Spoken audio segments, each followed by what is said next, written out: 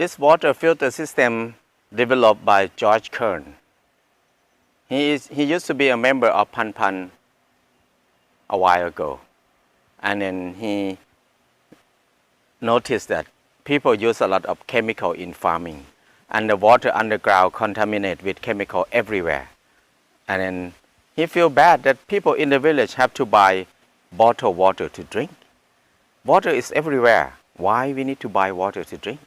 So he developed this technique of water filter system to help people to be able to have access to clean drinking water easily. So George Kern, he experiment a lot. He used the labs in Bangkok to test the quality of water for the first time for 3 years in one university. He sent the sample to test 2 times a month, every month for 3 years. And after that, he changed another labs and tested again another 2 years. And then he went back to America. He used the labs in Colorado University in Boulder. He tested many years after that. And now George Kern is a professor at university in North Carolina. So he's dedicated to water filter system for a long time. He make the website called aqsolution.org. So he have handbooks, have more detail about water system in there. So anybody who interested to see more, check out that website. And water filter system is a good solution for many people who don't want to buy water to drink, who want to have their own water, depend on themselves on water, because we don't need to buy plastic bottle a lot. So it's very simple and easy. This is the way to be self-reliant. And the question was, could we make a water filter that would remove pesticides and other chemicals just using, local materials? And the idea was to use charcoal, and so I became interested in studying charcoal filters. I worked on it mostly here at the farm for a few years, developing a sort of prototype water treatment system, and also started to work at the university to do some tests to see if the system was going to be able to work to clean pesticides out of the water. And then in 2009, I started graduate school, and this was my project, the project I would do for my thesis work, which was to try to determine if we could make charcoal using a really simple method, but it would still be good enough to clean pesticides and other chemicals like that out of the water. This is the simple kit to test E. coli in the water. The dark color is the water before we filter. There's a lot of E. coli in there. And then the white color is the water after we filter. There's no E. coli in there. He also tests with Salmonella and typhoid. It's completely clean. How to make the water filter system? The first thing is to make the platform for the whole system.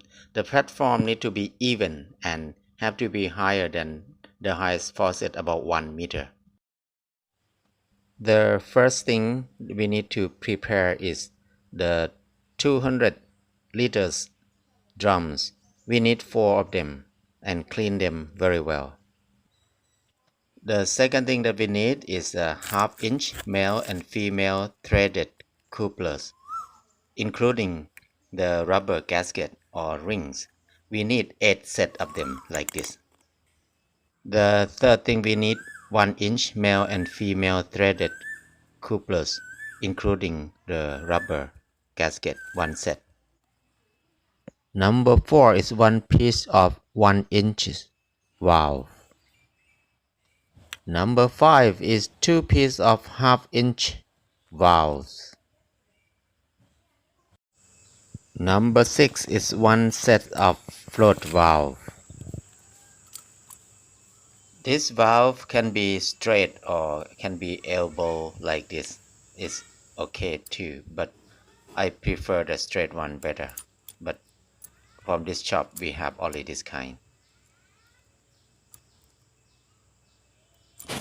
Number 7 is very fine net. You can also use the window screen if you don't have the very good net. Number 8 is 3 concrete blocks chambers or other thing look similar. Number 9 is big rocks. We can use the river rocks. This kind of rocks, we need about one big bag, feedback. That's good enough. Number 10 is pea gravel or the rock that they use to make with concrete. We use the small size, like 5 to 10 millimeters diameter. That is good. We need about 2 bags. Number 11 is coarse sand or rough sand. They use for building with cement. This kind of sand we can use it. We need about one big bag. Number 12 is fine sand. We can use sand from the shore or from the rice field or from anywhere. Sifted very well. Number 13 is charcoal. If we use charcoal from the market, the water will, after we filter, it will become brown color because there's tar in there. So we need to clean up many times to make it clear, more than 10 times. We need to clean the tank more than 10 times. But if we make charcoal in this way, this is a new technique how to make charcoal with very high temperature, but it's very easy to make. So this charcoal is very good quality. If we use it to filter the water will turn clear immediately. So this technique, you can use any kind of wood to make charcoal. Is okay. Any kind of wood is not different, but the difference is the temperature how to make charcoal. So try this skill.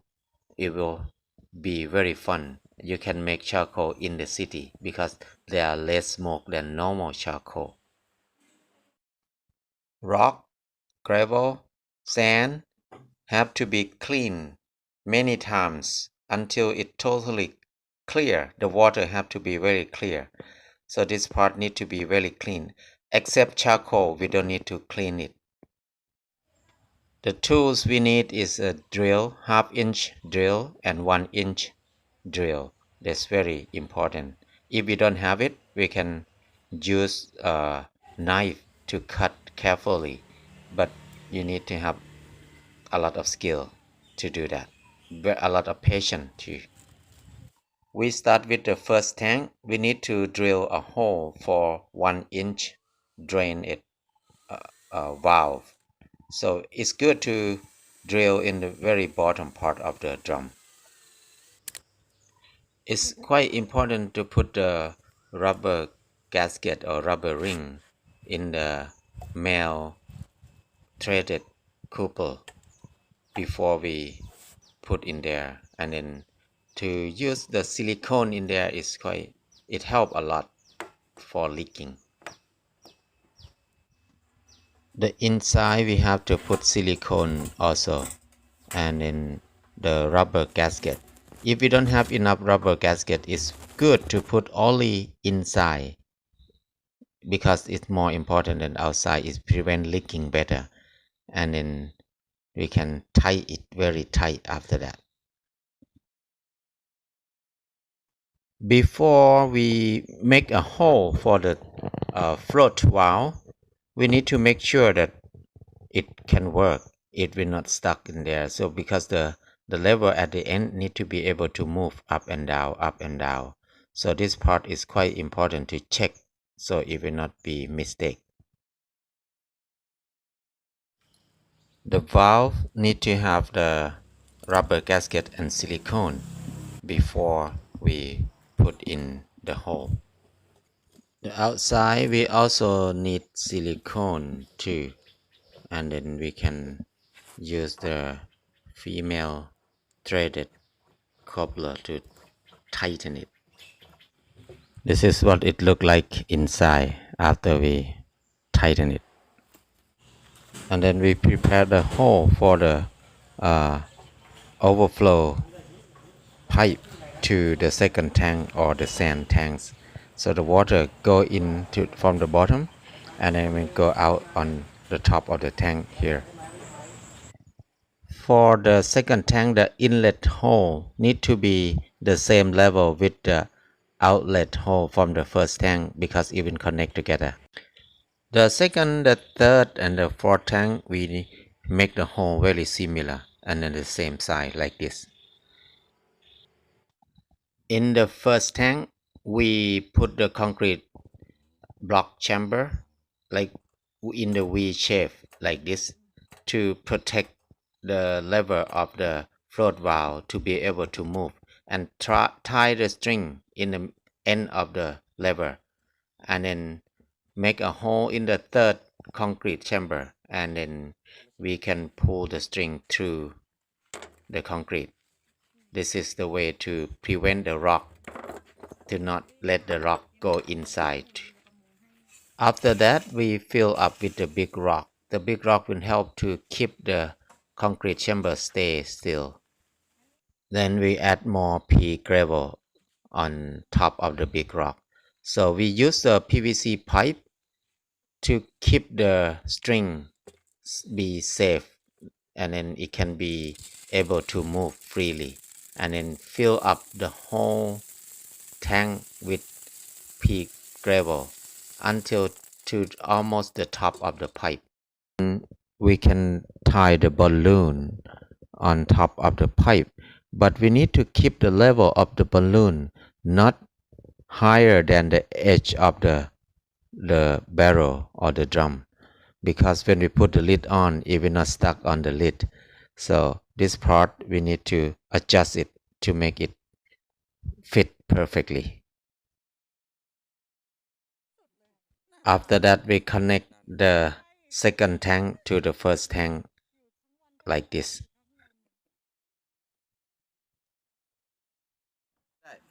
In the second tank, we start with the big rocks, but we don't have enough big rocks, so we use the bricks, the baked bricks instead.